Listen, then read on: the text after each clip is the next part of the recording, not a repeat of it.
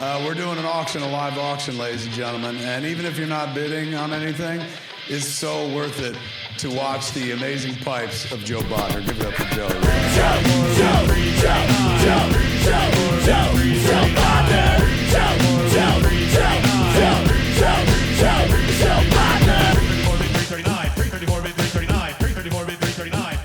Hey, welcome to Bodnars, Bids, and Banter. I'm your host, Joe Bodnar. I'm Maureen.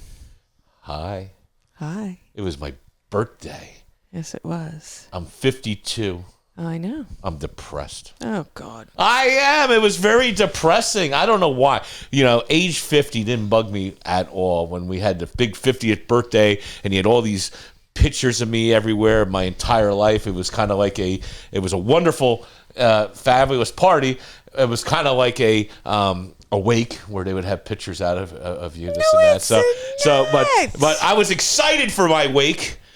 But this year, for some reason, it hit me hard. I don't know why. 52 feels like shit. I get it, but it is what it is. I guess. You can't go back. You can't go back? No. Back to the Future went back. The old Biff. No? I don't know. He was still old Biff. I guess you're right. Even though if you went back, you saw yourself and you were old. And then you went back, you saw yourself as young. I guess he was literally stuck at the age of the age. Society tells us that the youth, that being young is the only way to be, especially as a woman. Keep your face looking young, keep yourself looking young, but you can't change it. Yeah, no, you can't change it. And I wouldn't trade the wisdom I have now, to go back to my youth. I don't disagree. I wouldn't want to do any of that either. But for some reason, I was just like, it's over. Death is coming. My life is over. As you had to go out, we had to go out the other night and help your, what is she, 86? My mom is, I don't know, 89, I think, 88. No, she's not 89. She's 96, 95, 92, 91. Higher, lower, stop. It's like Hammer time. Right. She's mid-80s. She's mid-80s. She's listen, my dad just turned 80. She it's like our relationship, except for I went lower, he went higher. I believe he's like 67 years older. So she's 86, like I 86, said. 87, 85, 86, something like somewhere that. in there.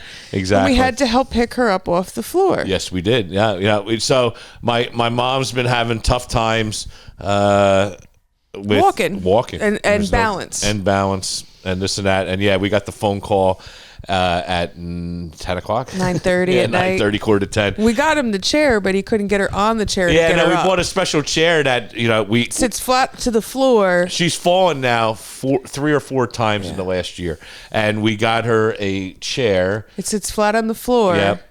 So that you can get, when they fall, you can get them on the chair, and then it comes up and then lift up. Because what happened too, besides her having weak, she's had 2 knee replacements and this and everything else. So it's very difficult for her to get up from a floor. Legs. It's a lot easier from a sitting position. So at any rate, but he couldn't get her on the chair. He could not get her on the chair. No, my dad calls me. He's like, "What are you doing?"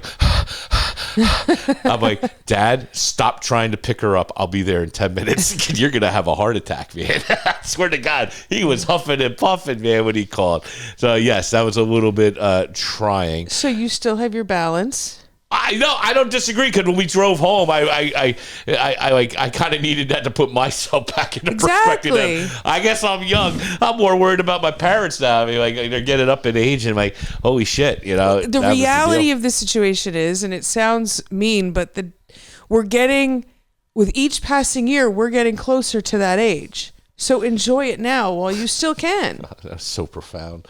It is true, though. We're not going to go backwards, and get younger. So instead of wasting it thinking, because in 20 years, you're going to look back on a picture of you today and go, God, I was so young.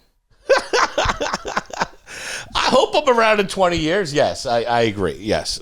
So why not enjoy it? We can still travel. Yes. We can still work. You could still drive me nuts. Who? You. Me? Yes. Imagine me 60 years old like this. No. I'm gonna be like, yeah. All right, wheel me around now. Actually, if I get disabled that way, you're gonna just leave me someplace. I can't even get up. You're gonna be like, shut the f up, and then I'm gonna be like stuck in a corner someplace. Yep. I'm like, Christian, come get me. Yep. And I'll be like, if Maureen unplugged your battery, I am plugging it back in. Yeah, that's true. I'll be in a battery. What I always said, if I get dementia, I did tell you this. Just leave you somewhere. Just leave me somewhere. I won't remember. And why would I hurt you? I wouldn't want you to be hurt by every day me going, who are you? And then I guess sometimes you get angry. You know, I might tell you to go F off or whatever. Not me now, but I'm saying if I lost my mind. You've told me quite a few times to go F myself. Twice in my life I said F you in 13 years. No, you said go F yourself. Go F yourself. Elegantly said in 12 years. I'm sorry. Let's bring in Janet. How does one elegantly say "go fuck yourself"? You don't. But I'm just let's try. Is it? Sir, would you kindly skedaddle and? Yes. Let's bring in Janet and ask her how elegant it was, because she was there. Whatever. So, anyway, I was just saying, when you get dementia and you start cursing each other out and stuff like, why have all those bad memories of me? Leave me someplace I won't even know. You know, you've always said that to me, and I've always said no. But after shooting the last podcast and the first 5 minutes of this one, I'm rethinking that. Exactly. She's thinking about it. That's it. That's Can I do that now? Now? Yeah. I haven't lost my mind yet. I still remember who you are. That's debatable. Sometimes. So anyway, whatever. So there were times you couldn't even remember my name. What? When? You call me Hun so much that I do call you Hun. No, I've never forgotten what's my name? Your name. What's your name? Maureen. Mm-hmm. See that pause there? Maureen. Because he thought back to the beginning of the podcast where he said your name. Exactly. I was trying to make sure this isn't a trick question. You know, that's. How would that be a trick question? What's your name? I don't know. It could be a trick question. So maybe I really have lost my mind. I don't know. Whatever. So look at you admitting it. Well, that's the first step in recovery. Yeah, exactly. So stole my bit. The you could leave me there. That's fine. And then if you leave me there, you don't have to pay the bill. Sign me off. Anyway, so this past about a month ago, we went to an antique show. Yeah, we went to the New Jersey Flea now. The New Jersey Flea. Done by the DC Flea people. Is that what it was called, the New Jersey Flea? I didn't even know that. So they... Which I will say, somebody else had that idea years ago. We're not dead and stinking yet. Who knows if they're coming back or whatever. And pre-pandemic, back when we were in the Expo Center. Because this took place at the Expo Center. It took place at the Expo Center. Probably going back to like 20... When was the first... When we went to Brimfield? That's probably, 2017? 2018? Yeah, probably 2018, yeah. And we came back and I said, ding, the little light bulb. Christian, I need you to put a little light bulb thing there for me. And I said, we should have one inside the Expo Center in the dead of winter when nothing's going on. Yeah. And you said, no dealer will set up for more than one day. It'll never work. I did not say it like that. I said there's multiple things. No, I didn't want to. Well, there's a couple different things that I didn't want to do. But my eyes are open now. We don't have to look at the past. Let's look at the future. But the reality is, back then there was two things. One, no, I didn't feel comfortable of having. I was more in the mindset of a dealer doing a one-day deal. Because if you look at the open markets that are out around here, the Meadowlands, the Lambertville, Collingswood, Columbus, they're one-day setups and see you later. They're like, you set up, see you later, goodbye. Yeah, but we're talking about two different types of dealers. No, but they had... Those dealers that we just saw in there were some were old school antique dealers, and some of those guys were like flea marketer type guys. There was definitely a mix into the realm. But anyway, that's one reason. And the other reason, I didn't want to commingle an auction and a retail. I just always felt that either we're an auction company or we're a promoter or in an antique shop, and you don't do both. I mean, you look at time and again, he was an antique store for years. He would run auctions every once in a while. He tried to commingle the both, and it just didn't work. He either had to be an auction house or you have to be an antique store. You can't do both. So that was my other concern about running. Yeah, but these days, all bets are off. Right this moment, yes. See, I saw it coming. And you saw it coming? I had the foresight to know. Yeah, but I think, too, a lot of these antiques promoters, so ever since now that we moved out of the Expo Center, or since, I should say, we got taken away from... We got thrown out. We didn't get thrown out by the Expo Center, but no, we got... obviously, COVID pivoted us. We went online, and then when we tried to go back... there was too many stipulations. It would have cost us a lot more money to run it that way. So it was just like, nah, we ain't come back to that. But they sure as hell sold the place that we promoted because nobody like that. We were pretty much exclusive in there as far as in the realm of antiques and auctions. And now they've had a horror con in there. They've had some toy shows in there. Greenberg's always been there as far as the train show, so that I can't say that came in. But now this antique show has come in, and I think even Kevin Smith had a thing there. They had like a Clerks thing there that was kind of like a... I don't know. Yeah, they had like... It was like all the Clerks people came, and then that came like a toy thing too. But anyway, they... a lot of people jumped on our abandoned ship. But they ran an antique show. Which I know you still want to do. And I'm not against it, but listen. I want to do an outdoor one at the old DeVry where they do the... There's different ways out there that I'm sure, obviously, or they do what we saw with what we just witnessed at the Antique Flea, as they called it, the Jersey Flea at the Expo Center that we went to. They had dealers. They didn't fill the place completely, but it was filled. They probably had 150 vendors, I would say, 100 vendors at least. They had 1, 2, 3, 4, 5, 6, 7, 8, 9, 10, 20, 30, 40, 50, 60, 70, 80. Yeah, I'd say 100 dealers. They probably had about 100 dealers, and they had a crowd. Mm-hmm. Now, it's interesting. I didn't pay attention to this. There was a ton of people there. And Alan asked me a good question. He goes, did they have bags? And I said, What do you mean, did they have bags? Exactly. That threw me off a little bit, too, when he asked me that. What kind of bags? Meaning, were people actually carrying things out and were people buying stuff? But I don't recall, like, people carrying. Yeah, no. I know we bought something, but when we were coming in, every person I saw leaving had a bag in their hand. I guess they did. I didn't think their prices were outrageous either. I mean, no. I think the clothing...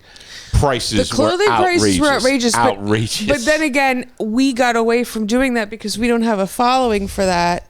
So I don't know that market as well. But those prices were outrageous. Outrageous, man. I mean, I love vintage clothes. I love vintage. I've always, some of the best pieces I've ever owned have come from the auction. And they look lovely on you. And I love vintage stuff.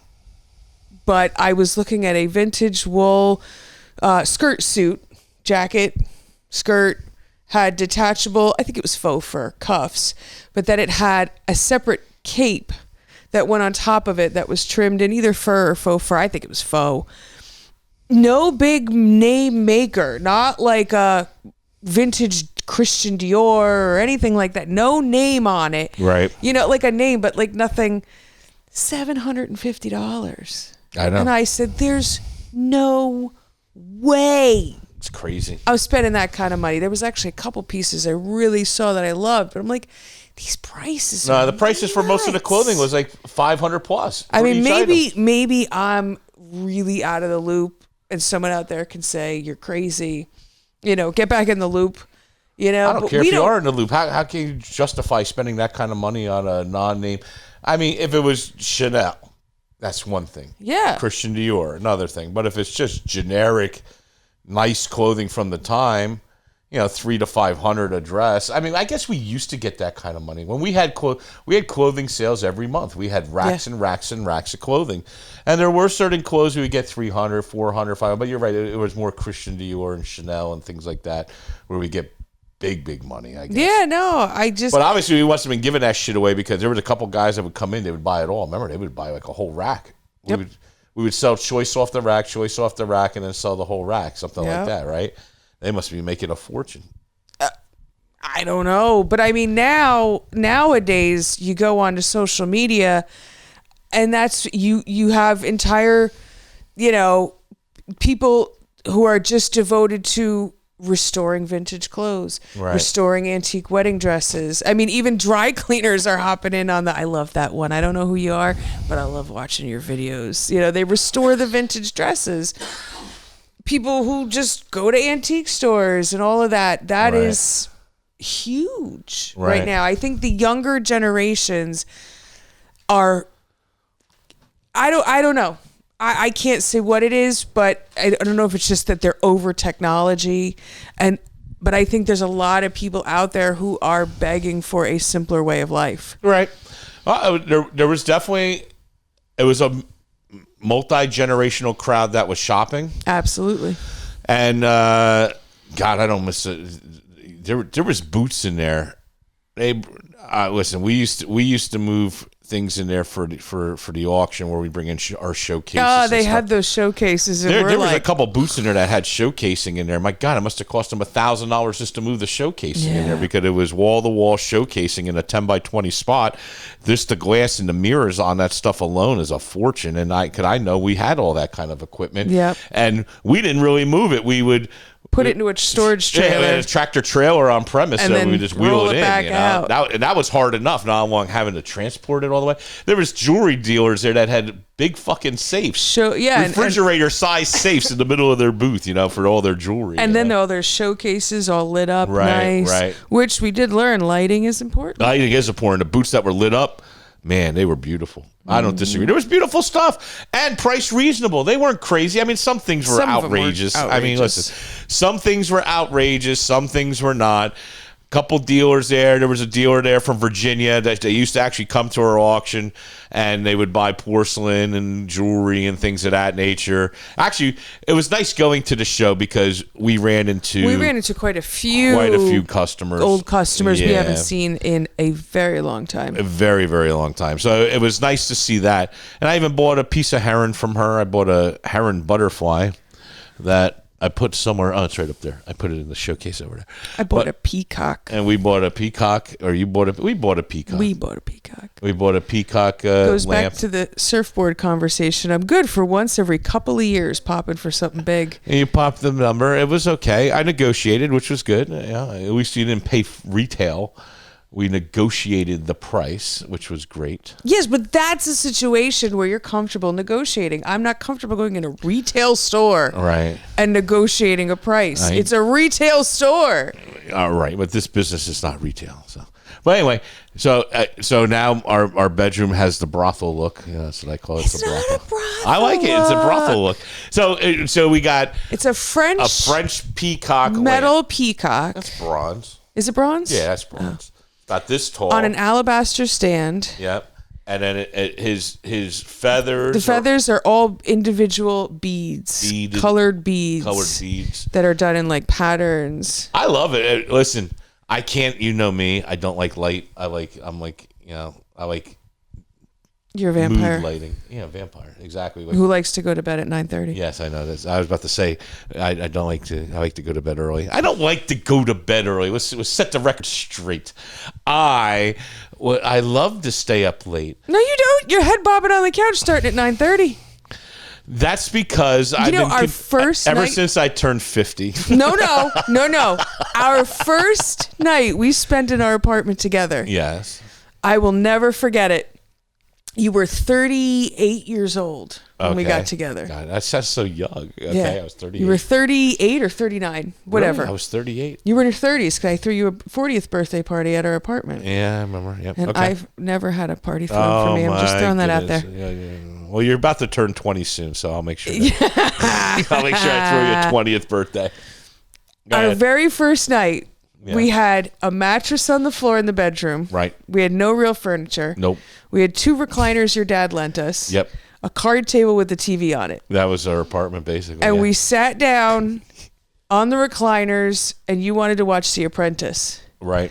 And I used to love The Apprentice, yes. You had your glasses on, and we started watching The Apprentice, and 20 minutes in, I looked over at you, and you were asleep on the chair, glasses down to the edge of your nose, and I looked at you and said, oh my God, I'm dating my grandfather. Whatever. Listen, if I was 38, that means you were 32. So I was 32. I'm not a grandfather at 38. I might have looked that way because of my gray hair, and I was drooling, you were sleeping. snoring with your glasses down around the end of your nose. Yeah, that is what you look like. So no, this has been since the beginning. Occasionally, I don't know why, because I don't know. I remember I used to be out late all the time on pickups and this, that, and everything else, and get home, and then, I'd be on Facebook till 1:30 in the morning. I don't know. I can't answer that. But, yes. Oh, the brothel. I was trying to, why did we get on my sleeping patterns? But, okay, got it. So, I hate white light. I hate it. You love it. We have these stupid spotlights. I need light. Stand it. I need light. I like it dark. Draw the blinds. Let it be dark, like Dracula. I need light. Yes, or a vampire. Ooh, geez. So anyway, so this brought in, makes beautiful lights of coolness and multi pinks and blues and fun. Yes. I like it. I think the lamp is good. However, when I go to get ready now, because it's on my vanity, I can't see a darn thing. I'm not going to disagree with that, because I was putting the clothes away the other night, and I wanted to put the light on your nightstand, because we moved the light that was there to your nightstand. Yeah, we never wired it. We haven't plugged it in yet. And I'm like, damn, it's awfully dark in here. I can't see what I'm doing. I don't disagree. So the mood lighting's good for the mood, but not good for the work. No. I can't see a darn thing in the morning. Right. Half the time I leave, I have no idea what I look like. Well, I don't know. You look beautiful, as always. So at any rate, I guess I can roll out of bed. This is how I look. This is me. At any rate, so we go to, so we're walking and we see multiple customers. Yep. And her prices weren't bad. She was from Virginia. They had a ton of heron, which is Hungarian porcelain, which I used to collect. I somewhat collect. We have some pieces. I'm not all into heron anymore like I used to be. No. I don't know why. I don't know what happened. Taste change. I guess, yeah, taste change. It's very strange. Taste change. When we first moved in this house, I was all into country primitives. Right. Now there's not a single country primitive to be found. No, I guess not. Just the letter holder by the fireplace is country primitive. There's like a little work thing. Do we still own that? Did I sell it? The shoe shine thing? Yeah, it's not really a shoe shine thing. It's more like a tack box, like for horses. That's what I would call it. I would call it a tack box for horses. That's primitive. I guess. I'm primitive, according to you. I look like a grandfather. You do. But, things, taste change. I don't disagree. I used to hate French furniture. I don't know if I would still own some French furniture now, but especially now, it's kind of out of vogue. All the bronze mounting in the White House, stupid. Anyway, bronze ormolu. Bronze ormolu. Exactly. So, what was nice though, we went. It didn't take 20 minutes. We were there for like 2.5 hours. I think. We were. There was a lot to look at. It's funny. My father was all into this. I want to go. He went. He calls me up, gives me the report. He went when they opened. I think they opened at 9 a.m. Yeah. He calls me like 10:30. He just went. He was like, and he gives me the report. Like, there were some nice things, but it wasn't that great. No, it wasn't good. It wasn't that busy. Prices were whatever. This and that. He gave me this whole report of like, kind of down, because he knew. I told him. I said, I hope it's good, but I hope not, because if it's a good show, my wife's going to be very upset that we didn't do it first, because you were on me really that we should do a promote. We should. Show, So he came back with the negative report. I was like, oh, good. Then, like, he hangs up with me, right? And Janet calls me and goes, "Hey, I'm at the show. It's so great. It's so fantastic. I've seen all your customers. Oh, you should come check it out. It's so great." And that's all she rattled to me. And I went, "Shit." I said, 2 different perspectives. So then you said, "Are we going to go?" Right? You know what you came? I said, "Yeah, let's go. Let's go check it out." And we spent 2.5 hours there. And I rated it was good. I don't think it was bad. I think I give it an 8.5 out of 10. Yeah, 8.5 out of 10. It was a good show. It was just enough. You know, could we walk the whole show? Some of these places you go to, they're huge, like Brimfield. You go to Brimfield, that's total different. Get it? Animal. You'll never see anything. No, you got it. That's 3 days to walk all of it. You know, and you're gonna have to have breakfast, lunch, and dinner, and which sleep in a now, tent. in hindsight, I'm glad we didn't go to Brimfield last year. Right. No, it's a lot of walking and a lot of looking, but I would say that the problem with that, you know, it's hard to make a judgment call. You got to remember, you're renting the Expo Center. If you're renting, when we were there differently, when we were with the auction, we had a deal, but to really rent that place, even if you just rented it for a weekend, if you can get a weekend, because majority of the time you have to take a full week there. That's how that operation works. And if you're renting the entire building for a week, it's $100,000 to rent that building. That's just the way it is. That was what it was. You can cut some deals. You think it's still that way, though? Yes, I absolutely do. I don't know. Listen, I think so, because really the way that place runs, you look at square footage per dollar. This is how they have it all figured out. Oh, of course. But I'm saying, do you think now, so far out of the pandemic, that you have to rent it for blah, blah, blah? For a week? Yeah, because they had they had, a bridal show going on in one port? Yes. And something else happening. The hot tub show was in the back. The hot tub show. No, you could probably break it apart, but I know that, I don't know, that's a tough call, because if you look at the home show, for instance, and I know we're giving some insider information, but let's say the home show, he'd rent the whole building, and then we rented from him for our auction. So he subleased to us at the same rate, basically. Actually, we got, I think, a little bit cheaper than what the Expo Center was playing. But so did the antique show take it and then sublet it? I don't think so. I don't know, because they had the big drape up and everything else. But what's for say you take the whole building, $100,000 for the week. Yes, can you probably cut a deal? I don't think you can get it less than $50,000 for what they had. Oh, I don't know. For the weekend, because what we just looked at the other place in Metuchen, and he wanted 30-some thousand for the weekend, right? Yeah. It was 18,000, 32,000. I don't know. It was up there. It's up there. I think it was like 30,000 for the weekend. So I don't know, man. So that's a lot of shit you got to shovel, and you got a lot of boots you got to pay, and then you got to remember, they're making money on electricity. They're making money on Wi-Fi. They're making money on the pipe and drape and the tables. That's all big money, man. Big. I'll tell you what, Expo Center makes money, but the decorator at the Expo Center, they make the money. They make the money. I wonder if she's still there. What was her name? Can you remember her name? I can picture her. Yep. Oh my God, I can't think of her name. She was really nice. I used to get along with her very well. But listen, man.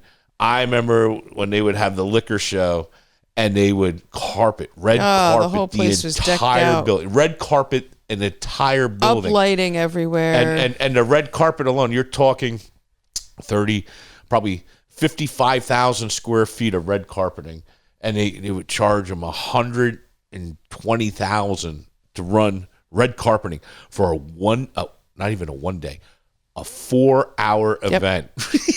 A 4-hour event. Do you remember they used to have us go in and take the displays and I remember it was on a free fall, man. It was great. But do you remember when 2 of our customers followed us in there and they got yelled at? Yes, I do. Oh, man. So the liquor show at the Expo Center was a liquor show. Well, like a lot of these shows that had a lot of money, like when Wakefern would come in, yes, and they would be trying to sell them their displays, their store displays, yes, and the liquor show and the flower show. Not the flower show, but Wakefern, when they would come in. It was promotional for back people, for like people who own food stores and stuff like that. Yeah, so insider shows. To get like, oh, here's, flowers, this, that, and the other. They leave it all behind. So they would have their show, and it was all, everything would get thrown out at the end. And so the Expo Center, I think, saw in us an opportunity. Yes. Where they would say, you know, like for the liquor show, they'd have all these great displays and all this great stuff. And they'd come in and they're like, just sell it. Just grab it, and we go in, and we literally put it in line in our sale that night and sell it, and would sell it the next day. You know, the flowers, we did that too. The flowers, they would donate the flowers to, you know, or they would say sell the flowers and plants. I mean, you're talking potted tomatoes and herbs and all kinds of stuff. Yeah, and they would just say sell it, and we'd sell it, and we'd give the proceeds to charity. And the food, you know, they would have us come in because those displays were full of food. Yes, yep. You know, non-perishable foods, but foods. And we'd come in and we'd just load it all into a trailer and take it down to the church and give it out at the food program. Just a free-for-all. But the liquor show, man, that was the one that always amazed me because they had... I don't know, but they would take the whole building except for the conference center, and we would be confined to the conference center. Mm-hmm. That's where we would be, and they would have the whole back hall. They would spend $125,000 in red carpeting for a 4-hour event. Pipe and drape that whole building and put tables up and everything. You're talking another $50,000 to $100,000 just in that. I mean, it's just crazy. The amount of money, but the liquor show, they must have been charging $200 a spot for these people. And well, you want to go get drunk, all these people would get drunk because you go to the liquor show.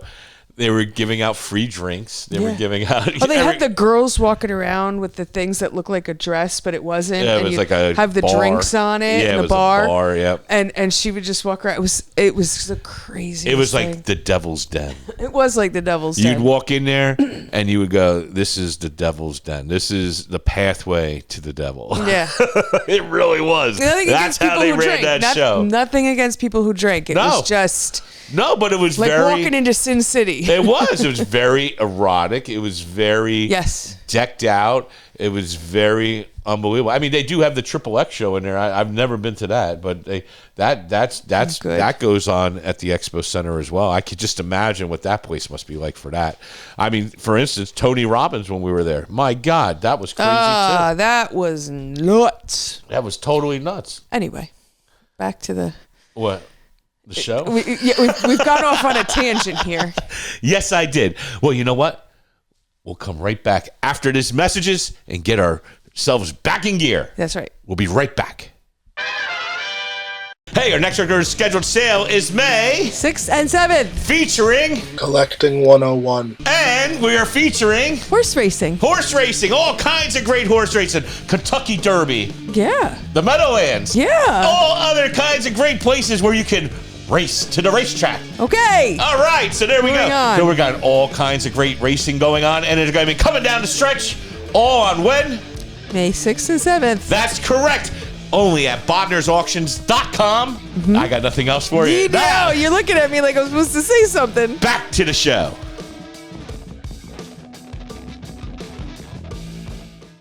Hey, welcome back to the show. Sorry. Welcome back to the show. Welcome back to the show. Welcome back. Welcome back. So we were talking about the antique show that we loved. It was great, but you know what? It again, what sticks out in my mind is what I try to get through to a lot of people. And I'm not trying to say anything bad about resellers, you know, but the sheer amount of old customers we saw at that antique show that we haven't seen that are still in the game, you know, for 5-6 years, that buy their stuff from auctions like us. And they're all, the very first thing out of all of their mouths when we see them is what? When are you going back live? Because they want to buy cheap and sell high. That is what it is. But no, I listen, there's two parts to that camaraderie.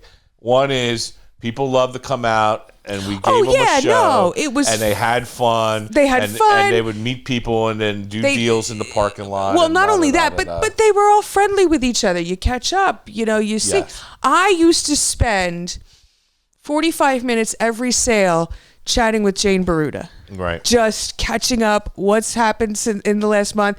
Leon and Helen from Long Island. God, I miss them. Right. They were some of my favorite people to talk to, you know.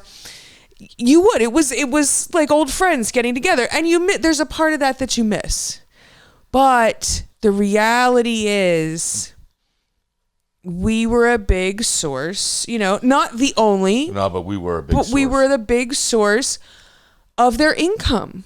And a big source of funneling antiques into the marketplace of the tri-state area, because you got to remember, we didn't just get people from New Jersey. We had people from Pennsylvania, from Virginia, from the South, from New York, from Pennsylvania. Yeah, Long Island. They were coming from all over the place because we were, and rightfully so, because you could go to one auction. You go to a country auction, they sell 150, 200 items in a night, maybe 10, 20 items, and that's really great.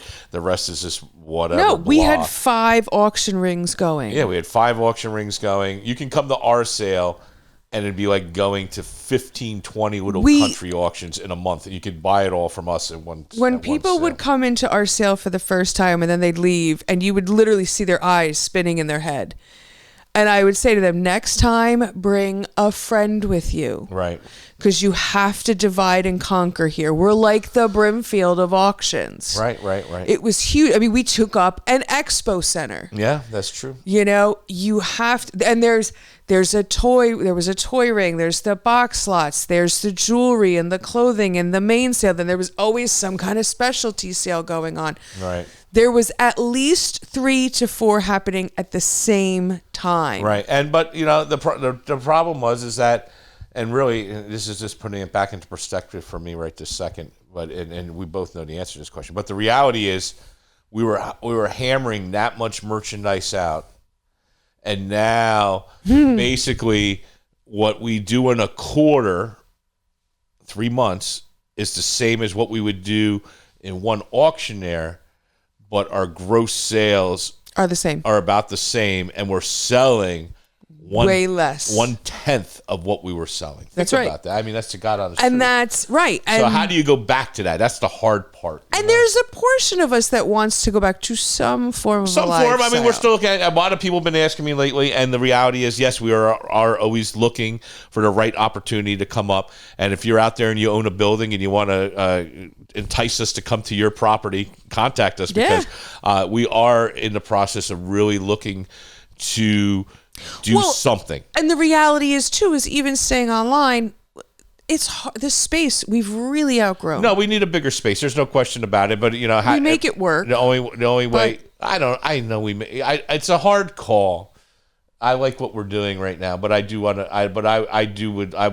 I need an audience for my craziness. You know, if I had a live audience instead of just the camera here, can you imagine what that would be like? I already know what that's like. But I'm just saying. You don't look at me like that. But I miss that. I do miss that. Yeah. I miss that because, boy, I used to love knowing right where somebody was going.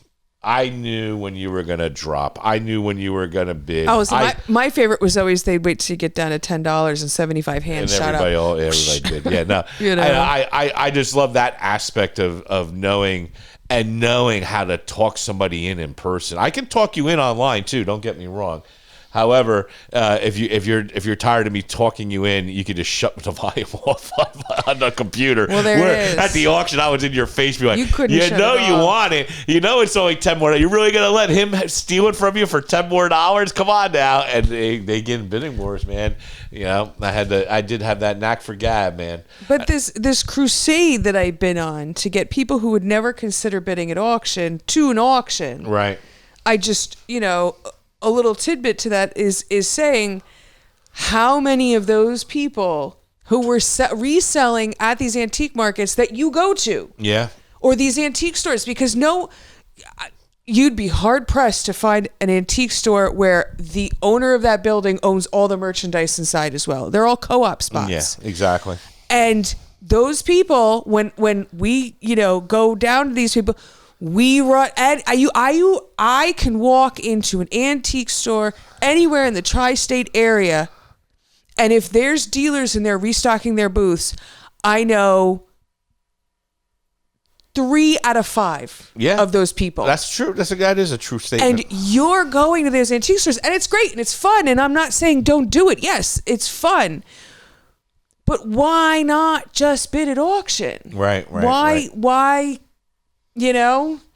go to your local country auction. Go to, maybe online's not as fun, but watch our new show. Let's talk about auctions. Yeah, we have a whole series going. Let's chat about auctions. Right. Let's do it. Yeah, no, I don't disagree. I mean, auctions to me are much more exciting, and it's definitely much more of a hunt, and it's much more of a find. So I think that definitely brings out some of the joys. The chipmunk just ran past, and the cat's in front of the window, and she's like, speaking of the poor cat, she's like, oh my God. Speaking of animals, you know what's coming up in our upcoming sale? Horse racing. Yeah, horse racing. Yeah. Tons of horses. Not horses. We're selling. Yeah, why don't we sell live horses, thoroughbreds? There is a market for that. There is horse auctions. Of course, there's a shit. We could sell one horse and be done. That's the end of the year. Take the rest of the year off. $500,000. See you later. Goodbye. All right. No, it's fun stuff. It's horse racing, memorabilia. Yep. From all different. This guy he enjoyed himself. He went. Yep. To the races. Yep. He would get down there. He'd meet the jockeys. He'd meet the owners of the horses. He enjoyed himself. There are so many signatures.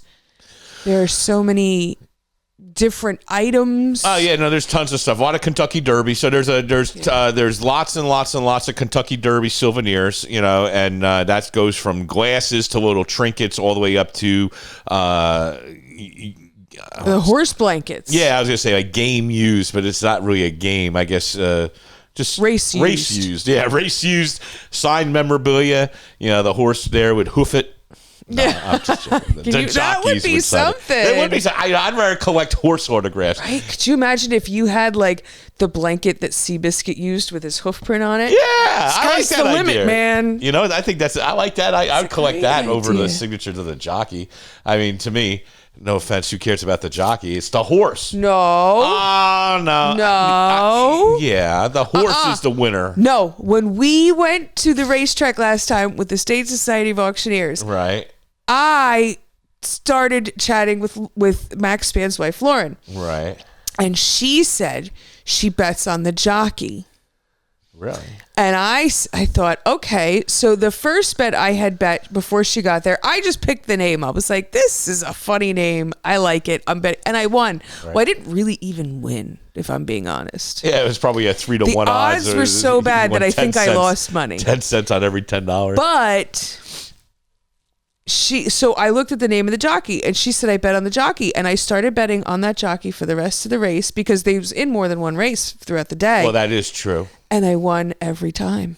Oh. I guess, okay. Their weight, fine. their how they handle the horse, that matters. You could put the same horse with 6 different jockeys, and I think 6 different outcomes. You're probably right. I never really thought about it. I never thought of that in my whole life. And I was talking to Lauren, and she said that's how and I said, I'm going to start doing what she's doing. Okay. I guess you're right. I mean, it's no different. I guess you can have 3 race cars the same, but the driver makes the difference in the race, I guess. All right. I see where you're coming. Yeah. I don't know. People follow the jockeys because it makes a difference. Right. I guess so, but, so we picked this up months and months ago. I held it because there's so much Kentucky Derby stuff. I said, well, let's have the sale during the Kentucky Derby, so the sale is like a couple days after the Kentucky Derby here. And there's everything. There's everything, man. There's helmets, quite a bit. There's the goggles they wear. I don't know what they're called that are signed. Right. There's horse blankets. There's programs. There's the jerseys they wear. I don't know if they're called jerseys. Yeah, I would say they're called jerseys. He's got framed ones. He's got ones that are signed by so many different jockeys. Like every one that was in this one particular Kentucky Derby, or maybe it wasn't the Kentucky Derby. I mean, everything. And then there's older stuff too, antiques like 19th century engravings of horses and horse racing engravings from the 1910s through the 1940s. There's just a lot of unique things, lots of unique things. Yeah. So that's all coming up in next week's sale, and I think it's very unique. And he was the gentleman who collected. He owned a moving company. He's actually a professional mover or something. He's a nice guy. It was very nice guy. And he got into horse racing, and it sounded like they used to hang out at the Meadowlands a lot and go into Freehold. Freehold's no longer. That's crazy. I think Freehold went out about a year ago. Was their last race? I think it was. I kind of remember you were at that last race. Yeah, I was there on the last day. Really? It was. You could feel a general sadness. In the air. People really didn't want it to go away. Yeah. It looks like they're gonna redevelop the property. Wow. Of course they are. But it's sad That's because the way of the world. Horse racing. Maybe it's good I'm not into it because me and my obsessions. I'd become a professional gambling of.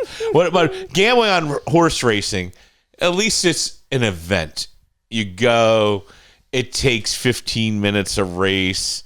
If you're betting $50 to $100 a race, you're going to lose $1,000 in 4 hours and have a meal. So that's not that terrible. I mean, no, but on you go to Atlantic City, you could drop $1,000 in 10 minutes like that. But on a nice day, it's a nice outing. It is a nice outing. I did like the Meadowlands. We've never been to the Meadowlands together. It's been a long time since I've been to the Meadowlands, but long time. Meadowlands, they have you could.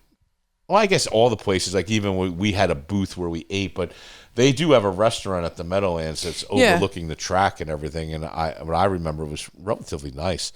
But I think they're just like online betting. They have off-track betting. I think that kind of hurt those facilities. I think that's why Freehold closed, to be quite honest. Well, to be honest, I think that was a part of it, but I just think the world we live in is not geared towards gathering. I guess so. It's not. I mean, you have to running the association. Yeah.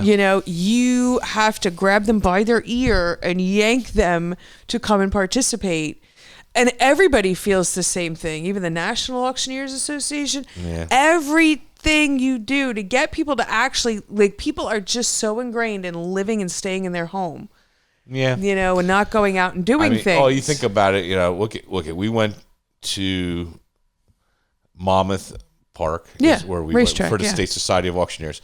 We went, we had an outing. This is not the first time we've done it, but this is the first time in a while that we went on our picnic. It was a picnic at the outing.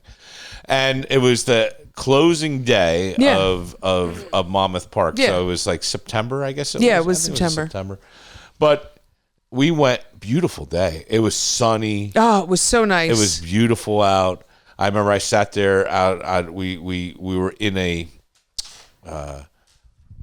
I guess like a private booth. Yeah, it was a private room, but then it had its own outdoor seating area to watch the races. And we could smoke out there. I was smoking a cigar while we were watching. But you look around, acres and acres and acres of property and the stands and people. I think there was more people working than there were in the stands. That's what was crazy. Remember, it was dead. For a while, totally dead that day. When we were there was nobody there. Yeah. For a while, it was that way, yeah. I mean, what if they had... I would say, I don't think they had more than 500 people at the races. Nah.